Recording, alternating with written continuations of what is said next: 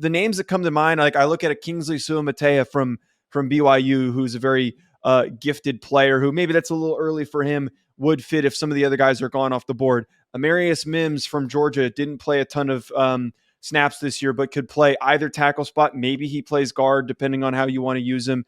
And then the last one is one that I really like that I don't think Ryan likes as much, but Jordan Morgan, the guard from Arizona, who, yeah, exactly. I knew you were going to hate that. I think that if you immediately plug him in at guard, if you miss out and there's this crazy run on tackles, which I think is very, very possible to happen where all of the tackles could be off the board, you can end up getting a Jordan Morgan who could be a good starting guard in the NFL. I would rather, Ryan, have Jordan Morgan before I would go Tyler Guyton because, Tyler Guyton, as we talked about on our Senior Bowl show, is still really raw, and you need somebody who can play a little bit sooner, and maybe the ceiling's higher for Guyton.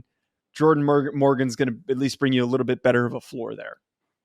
Two players at pick 19 that I would want personally for the LA Rams. One is Troy Fontanu out of Washington. That's my guy. Want him right now. Yes. He could play either guard spots. He could play either guard spot. He could play tackle if you needed him to. He could also play center. Like he could play anywhere basically on the offensive line. At 6'3" and some change, not quite 6'4". He's got 34+ inch arms. He's a really physical player. Good mover overall. Some really good hand nuance. I love Troy Fontanu. I think that would be a great spot. The other one, Joe, is a guy that we just talked about in the Senior Bowl recap from day one. Jackson Powers Johnson